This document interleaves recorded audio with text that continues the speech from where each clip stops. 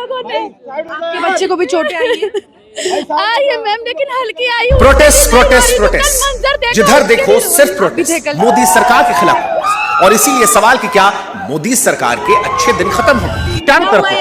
सवाल उठ रहे हैं, क्या सरकार जनता की आवाज को इतना अनसुना कर चुकी कि सोशल मीडिया से लेकर सड़क, संसद, प्रधानमंत्री के घर के बाहर, बॉर्डर पर पिछवाड़े पे लगी और छाती पे लगी और भी मेल ऑफिसर से लगी। पूरा बदन कल से खाना नहीं खा पाया। 2 लाठी पड़ी और 6 टाके आए मेरे इसमें। दिल्ली से लेकर रांची और देहरादून तक प्रोटेस्ट। क्या सरकार इस मुगालते में चली गई कि वो नौजवानों के साथ भी गलत कर रही थी, किसानों के साथ भी, विपक्ष के साथ भी, और सब मिलकर कर रहे प्रोटेस्ट? या फिर पंजाब और यूपी के आने वाले चुनाव ने छात्रों के मुद्दे को उठाकर एक नया खेल खेल दिया? ये सारे सवाल आज इसलिए उठ रहे हैं क्योंकि देश की राजधानी दिल्ली आज 3 तस्वीरों में बटी नजर आई। 3 तस्वीर, 3 कहानियां, लेकिन एक ही कहानी के 3 कोने। पहली तस्वीर जंतर मंतर की, जहां पर नौजवान जब संसद की तरफ बढ़ा तो जो अफरा तफरी मची उसने देश को हिला दिया। आंसू गैस, लाठियां, उसके बाद तोड़फोड़। पुलिस कह रही कि हमारे 118 जवान घायल। छात्र कह रहे कि तुमने हमको कस के पीटा है, हिरासत में रख लिया है। शंभू बॉर्डर पर किसान भी आ चुका है, बड़ी संख्या में अन्नदाता कह रहा है कि हाईवे रोक दिया है, दिल्ली हम जाएंगे, अभी मान लो हमारी मांग, अमेरिका वाली ट्रेड डील रद्द कर दो, एमएसपी की कानूनी गारंटी दे दो।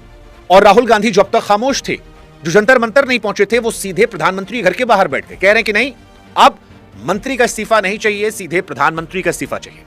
यानी एक दिन में 3 कहानियां आती हैं।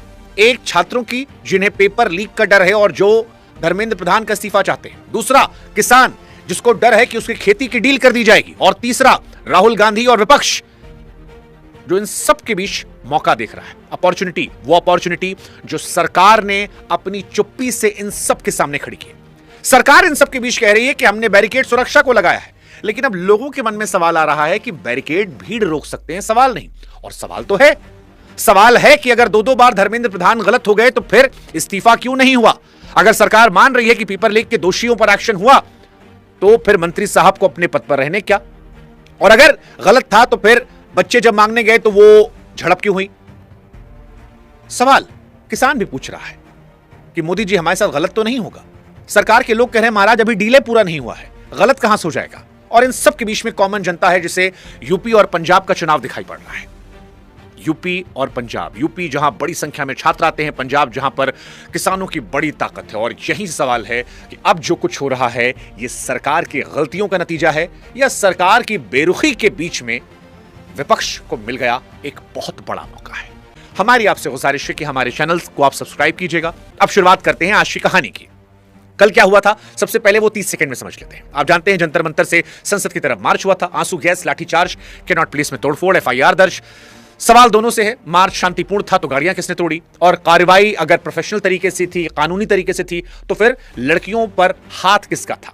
यह आरोप हर तरफ से आ रहे हैं और दोनों का अपना अपना सच है। लेकिन आज की कहानी ये नहीं, आज की कहानी दूसरी है। कहा जाता है कल जंतर मंतर को पुलिस ने खाली करा दिया, उखाड़ दिया। रात 11 बजे 6 घंटे बाद भीड़ वापस लौटी, टेंट लगा, मंच नया लगा और ऐलान की मार्च फिर से होगा। पुलिस ने रात में मंच उखाड़ा और सुबह पूरे देश ने देखा कि भाई साहब उखाड़ने से कोई चीज छोटी नहीं होती है, वायरल होती है। और इस सरकार को लेकर तो वैसे भी आरोप लग रहा है कि ये सरकार संवाद कम करती है, एक्शन में ज्यादा बिलीव रखती है और अब एक्शन का रिएक्शन हो रहा है। सरकार को कल लगा कि मामला निपट गया, आंदोलन खत्म हो गया, लेकिन आज आंदोलन और बढ़ा।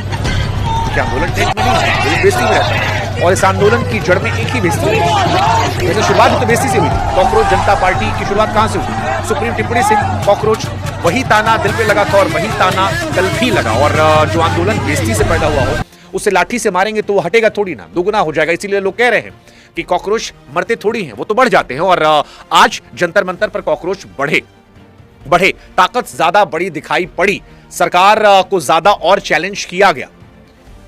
और वैसे भी ये देश का कोई नया पैटर्न थोड़ी है, आप पुराना भी देख लीजिए। किसी भी आंदोलन को जिसे रातों रात हटाने की कोशिश की गई, अगली सुबह दुगनी भीड़ मिली। भीड़ को हटाना आसान है, वजह को हटाना मुश्किल है। कल पुलिस ने भीड़ हटाई थी, वजह छोड़ दी गई थी, उसका समाधान नहीं किया गया था। और वजह लौट सकती थी अगर मंत्री जी का इस्तीफा हो जाता, लेकिन इस्तीफा नहीं हुआ, लाठी मारी गई, पुलिस भी घायल, ये भी घायल, मामला सुप्रीम कोर्ट तक पहुंच गया। कल तक जो केवल दिल्ली कहानी थी आज वो देश की कहानी बन गई। मतलब आज रांची में छात्र सड़क पर हैं, रायपुर में बारिश के बीच प्रदर्शन चल रहा है, बेंगलोर से लेकर गुवाहाटी, शिलोंग, टोरंटो, हर जगह सपोर्ट की तस्वीरें आ रही हैं। यानी लाठी दिल्ली में थी, आवाज पूरे देश में गूंजी। यानी सरकार ने कल आंदोलन को दबाने की कोशिश की और आज जो एक मोर्चे पर आंदोलन था वो बढ़ता चला जा रहा है। एक किसानों का शंभू बॉर्डर पर, हाँ, आपको याद होगा 2020 की तस्वीरें शंभू बॉर्डर पर हम सब ने देखा था। लेकिन इस बार ट्रैक्टर नहीं है, बसें नहीं है, इस बार डेरा डालने केवल ऐलान नहीं है। किसान घाट पर महापंचायत होनी है, चौधरी चरण सिंह साहब की समाधि पर। जिस किसान के नाम पर घाट बना है उस घाट तक किसान नहीं पहुंच पा रहा, यानी किसान इस बार लड़ने नहीं दिखाने आए कि हम भी आ सकते हैं। और उनकी मांग बड़ी क्लियर है, ट्रेड डील जो है अमेरिका से वो रद्द की जाए, एमएसपी की कानूनी गारंटी दी जाए। अब यहां पर एक तीखा सवाल वो नहीं जो किसान पूछ रहा है, सबसे तीखा सवाल तो वो है जो इस डील के बारे में हर किसी को पूछना चाहिए। बताया जा रहा है कि डील के तहत सस्ते अमेरिकी दूध, दही, सोया और कुछ फसलों के आने का रास्ता खुल सकता है। ऐसा बताया जा रहा है इसलिए क्योंकि डील अभी फाइनल नहीं हुई है, कागज किसी ने नहीं देखे हैं। और यहीं से भाजपा वाले कह रहे हैं कि इसमें सियासी बू आ रही है पंजाब चुनाव को लेकर, क्योंकि जब कागज ही नहीं आए हैं तो फिर आंदोलन अभी से क्यों शुरू हो गया। अब इसमें किसानों का जो वर्जन है वो अलग है। वो कह रहे हैं कि भाई साहब साइन हो चुकी डील के खिलाफ आंदोलन मातम होता है, लड़ाई नहीं। दबाव जो है वो सौदा होने से पहले काम करता है, बाद में नहीं। किसान 2020 में सीख चुका है कि कानून बनने के बाद वापस कराने के लिए 1 साल से ज्यादा सड़क पर बैठना पड़ता है, इसलिए इस बार शायद वो कानून बनने से पहले ही खड़ा है। वो कहते हैं ना, दूध की जली बिल्ली छाछ भी फूंक फूंक कर पीती है। इस तराजू का एक और पलड़ा भी है, क्योंकि एक सवाल शहर का मिडिल क्लास ही पूछ रहा है और उसे भी अनसुना करना बेमानी है।